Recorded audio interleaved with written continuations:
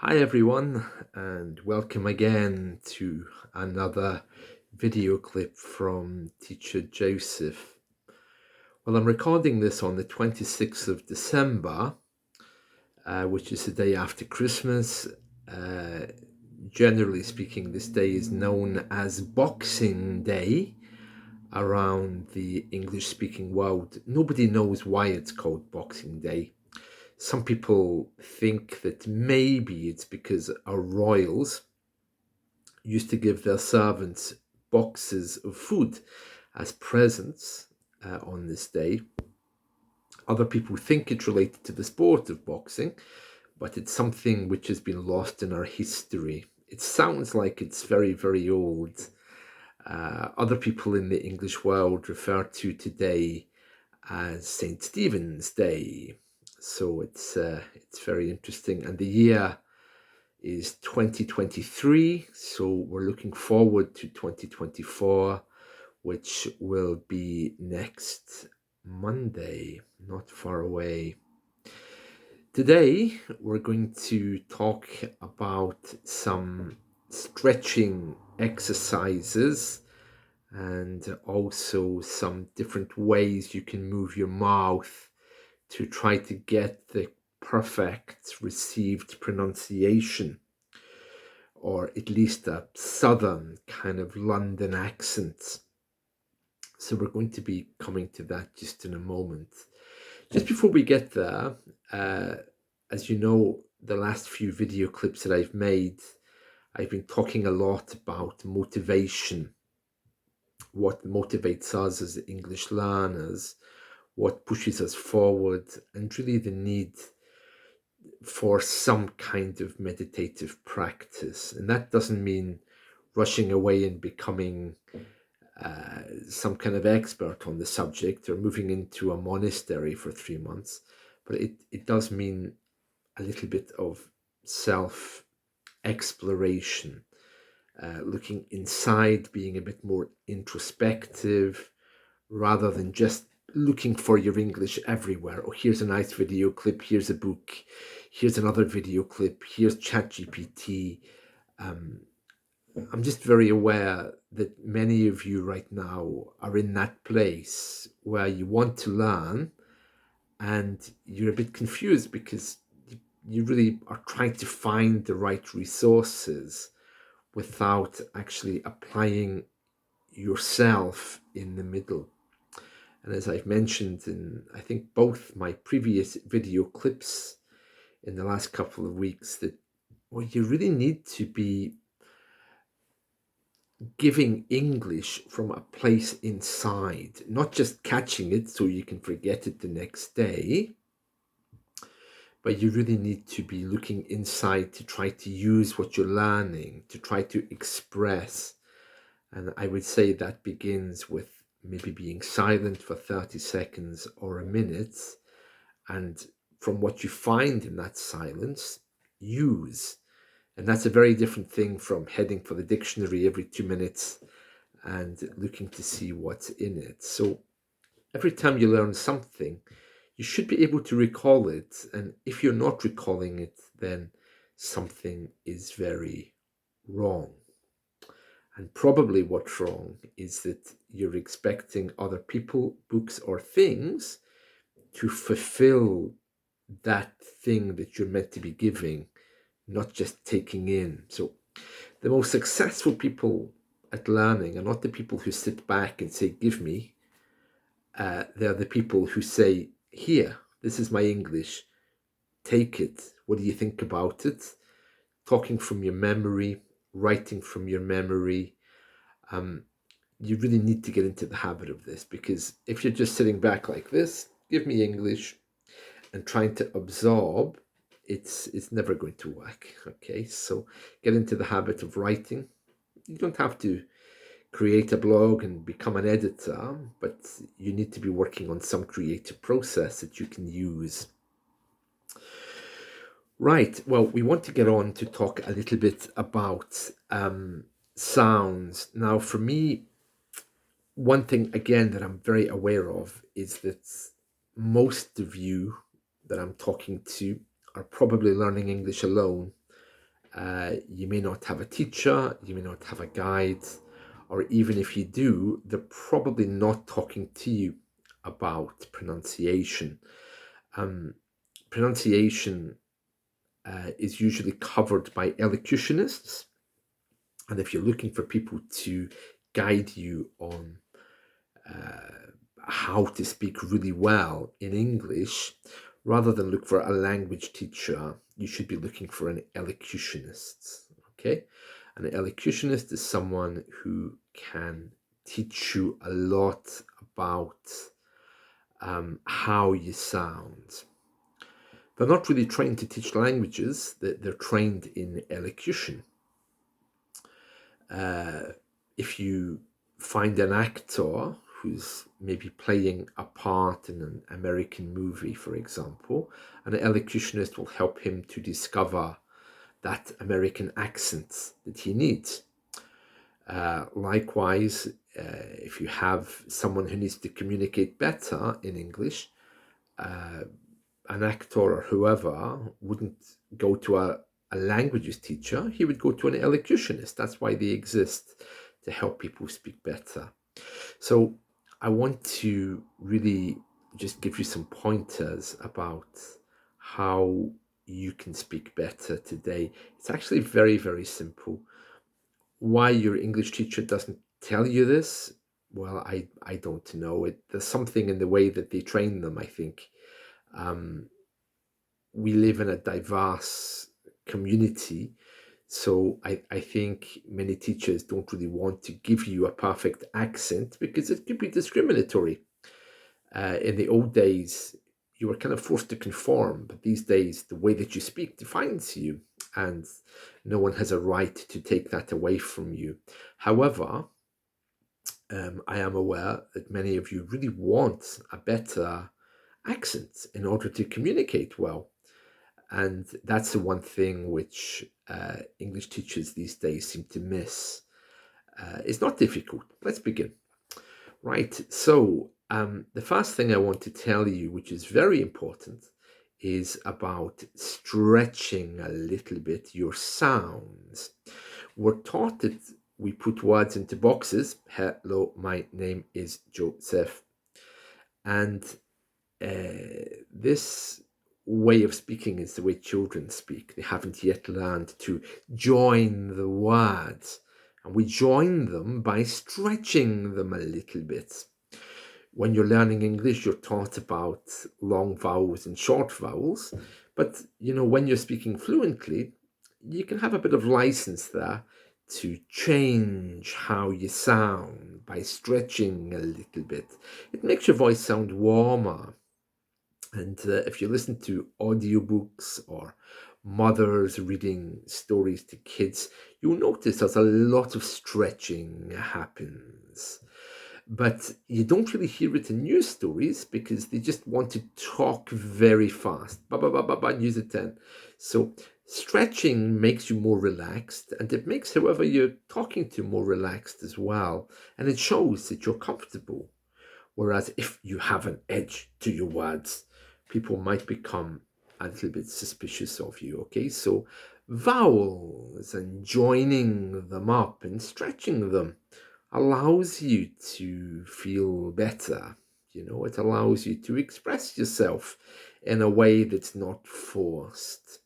You need to be careful with that though, because obviously in business, if you're too relaxed, it might appear that you don't care.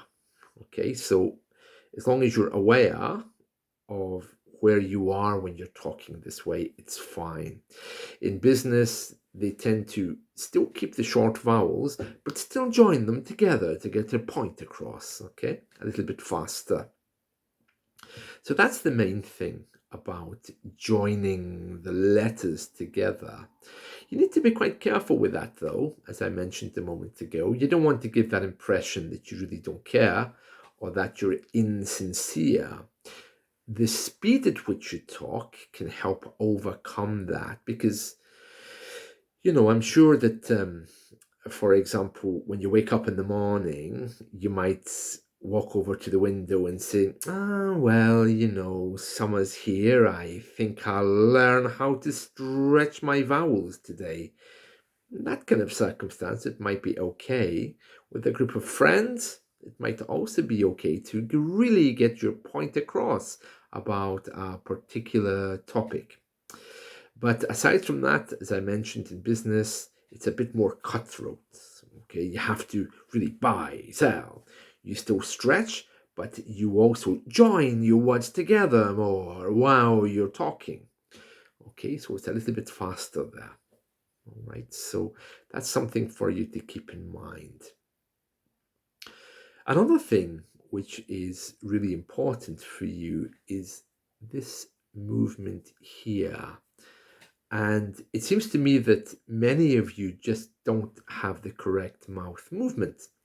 Many of you are speaking horizontally. Hello, my name is Joseph. It sounds very Latin and Spanish, maybe even Italian, because generally they're very happy people. But when British people talk, we tend to pull this part of our mouth down. My name is Bond, James Bond. And that's also why we look a little bit evil, because we don't smile when we talk. And even when we do smile when we talk, it kind of is false or fake. There's a picture right now of King Charles. It's his official picture, I think, for his King's Speech 2023. And it's a little bit strange because he's smiling, but the top bit of his mouth doesn't move.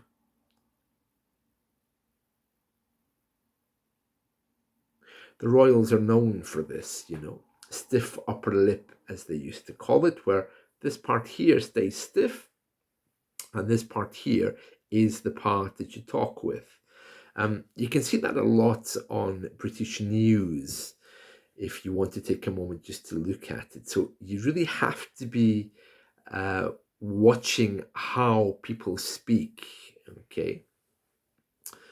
Now, this is going to sound a little bit shallow, but I have to tell you that if you really want to speak with a proper British accent, you have to copy someone, okay? Just trying to do this by reading from a book or watching a video clip isn't enough. And those of you who know me from taking classes with me, shadowing is always going to be the way that I recommend that you do this. It's really, really important.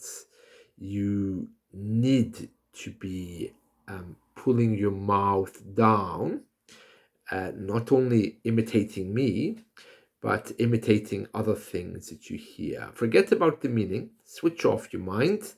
Just take a few minutes first of all to get ready, and whatever you think you hear, say it. It's the most natural way to learn. It's what children do. It's called shadowing. And whatever you hear, you just repeat. Not word by word, but sound by sound. Okay, that's really, really important. If you can do that for 20 minutes a day, you'll find that it's something very, very powerful and important. So that's shadowing, another technique for you to try. But really, you need to find the voice that you like, and whatever you hear, say loudly. Hear it, say it, hear it, say it. Not thinking about any meaning. See it like a game. It's the most natural way. Kids can't read or write. A 4-year-old can't read how to pronounce a word or even watch a video clip to do it. So he just listens to his parents and he repeats. So that's really, really important. So I want you to be doing that. I did a podcast, I think last week, about stretching your vowels as well. So you can have a look for that. There's also an accent reduction playlist on this YouTube channel. So you can have a look around and see what else you can find.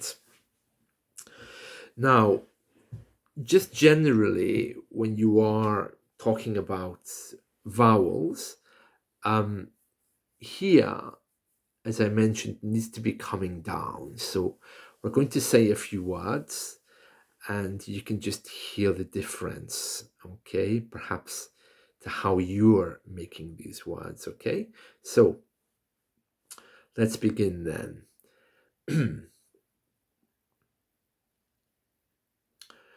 Radio, A. Audio, and the letter E. Exactly.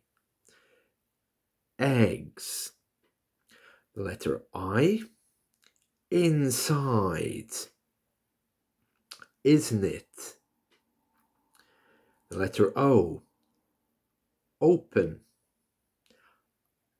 Orange. And the letter U. Underneath. Underneath. Upside down. So you can see there that my speaking is really this part, like a fish. And that's what you're aiming for, okay? And when you watch British people speaking, they don't stretch their mouth as much as I am. I'm just really doing this to exaggerate a little bit what you should be doing. So British people generally only speak a little bit by pulling the mouth down, but it's the same thing, okay? And that's really what you're aiming for. If you get that mouth movement right with the vowel sounds, you're going to be sounding a little bit native anyway. Now, we've just been talking about this for the last 15 minutes, so I just want to talk a bit more about the philosophy of doing this, because I was talking to an Indian guy the other day, and I told him, yeah, pull your mouth down. It'll give you a better vowel sound. In general, you'll be sounding much better than before. And although he accepted this, he immediately went away to a meeting and he started pulling his mouth down. But he didn't actually take the time to reflect or look inside himself to see what he'd learned. He simply changed his mouth movements. And as a result, of course, his friends all said to him, "Wow, well, you sound ridiculous. Why suddenly are you not talking with your usual accent?" And you can see they were quite confused by that. If you are in a situation where maybe you work in a company or you're in a team, you don't want to simply change your mouth movement so dramatically. You can change it a little bit, do it vowel by vowel, but you really need to be practicing this in front of a mirror before you declare to the world that you've changed how you speak, because they're not going to understand you just if you start speaking in this way. In fact, it'll affect your confidence, it could affect the dynamics of the team, and it sounds crazy. So you don't go from being with an accent one day into a perfect British accent the next. It sounds like you're clowning around if you do that. So I need to tell you to take it slow. One of the saddest things about English students these days is they're no longer feeling as if they're part of a community. Uh, I think there's a few reasons for that, okay? One reason is because many places in the world, including the UK, no longer function as a community. It's about you, the money, the book, you, the money, the language school, or you, the job, perfect English. There's no longer any sense of doing something together to get what you want. If you were able to find someone like a language partner that could monitor your progress with this, it would be much better. If you find that you can't do that, then come to me as a teacher. I'll certainly monitor your progress for you as you improve. But it's really sad, this real lack of community. I've tried to demonstrate that lack of community by creating things like WhatsApp groups and other channels where people can talk to each other. But unfortunately, when it comes to how we speak, most of us have a lot of ego and a lot of embarrassment. We don't want to let anyone hear how we speak. The only person that we allow close to us is the teacher, because we have some control if we're paying him in order for him to give us feedback. It's a very sad situation, and it says a lot about the way we work. If you think of kids, kids just be themselves and speak. There's no sense of any lack. But it seems to me that for many of us, our starting point is I don't have and I want. It's a very sad situation, and then we build up walls to stop people getting close to us because we want to do this journey alone. If we could find a way just to let go of those walls and let people come in and help us, our speaking would improve in a much quicker way. But it should be a kind of a slow process. If you start shadowing, changing your mouth movements, and studying the 50 sounds of English, which we can talk about another time, if you really go down that route, it's going to be quite a gentle, quite a nice thing. But you need to carry with you the philosophy of why you're doing it, who you're doing it with, and to be honest, the best students are the ones who really don't care. They just go straight for a language partner or straight for a teacher, and they say, okay, this is what I want, this is what I'm looking for, this is my need. People who just jump from nothing right into language learning without any kind of practice of speaking better don't usually get very far. So you need to be taking this in with your meditative practice. Now, I mentioned earlier the 50 sounds of English. It's quite correct. There are only 50 sounds. Many of you are always quite shocked to hear that. If you aren't doing this alone, as many of you are these days, I really would recommend that you at least begin to record yourself so that as you get better, you can look back at the first time and see just how bad it was, because you need to have some progress marker. When you do an essay, you can easily look back and see your mistakes a few months later.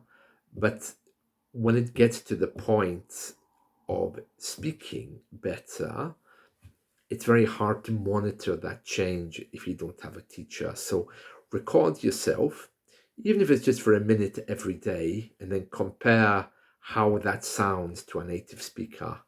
I mean, the first time you do it, you hear a lot of the sounds aren't right, but because you'll be doing it for 20 minutes a day, or if you want to focus on one sound per session, that's good too. But you need to have a progress marker. So record yourself for a minute. Do that once a week if you're shadowing 20 minutes a day, and you can quickly see how you're getting on with that. But you need to be creating some kind of progress report for yourself. That's really, really important. Things like the spaces between the words, that mouth movement, and the vowel sounds, as we discussed, are the things that are absolutely key to be making yourself sound better. I'm sure you can find many sound charts on the web. So if you want to have a look around, there's a really good one on Anti-Moon. Anti-Moon has a very nice diagram, the 50 sounds of English, in 2 columns, written with the phonetic alphabet and sound clips. So you can have a look at that and see if that helps you. Now, we have 5 minutes left, more or less, so I just want to get back to this idea of a meditative practice. You'll find that the more you can have still moments to practice this, the easier it's going to be. If you're one of these people that is really, really busy, you can only manage an English lesson between two business meetings, something's wrong, and you really need to be looking at your relaxation level, because I think, to be honest with you, your joy level, how much joy you have when you're learning English, is going to guide you as to how successful you're going to be. Um, Between two business meetings, it's very unlikely that you have the concentration to be thinking about speaking better. As I mentioned in one of my last video clips, when you're on holiday and you have that feeling of freedom for the day, you don't know what you're going to do. You're going to turn around the next corner and discover something beautiful to take a picture of. You really need to get into that when you're learning. It isn't enough to say, okay, 20 minutes a day, I'm going to do this in the car as I'm driving. Well, if you try to do that in the car when you're driving, first of all, be careful you don't have an accident. Secondly, it's unlikely you're going to be able to give it your full concentration. It's those kind of things you want to avoid. I would say, if you can, try to make this an exercise for an hour and spend half an hour meditating, quietening your mind, looking inside before you begin about your reasons why you're learning, what you're hoping to get out of it, and then begin. And when you're finished, give yourself 10 minutes again of meditation. It sounds ridiculous, doesn't it? Someone saying that you should meditate to learn a language, but it's the only way that you're going to remember anything. These days we're pumped full of information, of news. It's really crazy. I turned on the TV earlier and I had all this stuff coming at me about war, bombs, Christmas, poverty. The list just continues, and it's not until you turn it off that you think, what was that all about, and did I really need to know? So just to maybe narrow down what you're getting in there to make space for your English, and if you're able to meditate a bit on that, not to think about the English, but really just to quieten your mind a bit, and then from that place you give it back. Hopefully that's clear. So I hope you've enjoyed this. It's just a few little notes on speaking better. I really hope to see you all again soon. I wish you really fantastic New Year's celebrations. If you're the kind of people who make New Year's celebrations, or resolutions, I should say, that's fine. Of course, go ahead. I don't recommend you make any which are not doable. Already I've heard people saying, oh, I will learn 60 words a day. How are you going to do that? How is that possible without some kind of meditative practice? We're not robots. I can't even remember what I had for breakfast this morning. So you really need to be, again, sitting down, quietening your mind, ready for what it's going to get, ready for that download of English, so that you can use it, a bit like a program into a computer. So yeah, if you are celebrating, good luck with that. Keep your resolutions for the new year real and focused. And if you have one in particular, make sure that it's to slow down enough to get your English and use your English, not just to get the download and then walk away from it and forget it's on the computer. Right, see you all. Have a wonderful day. Bye.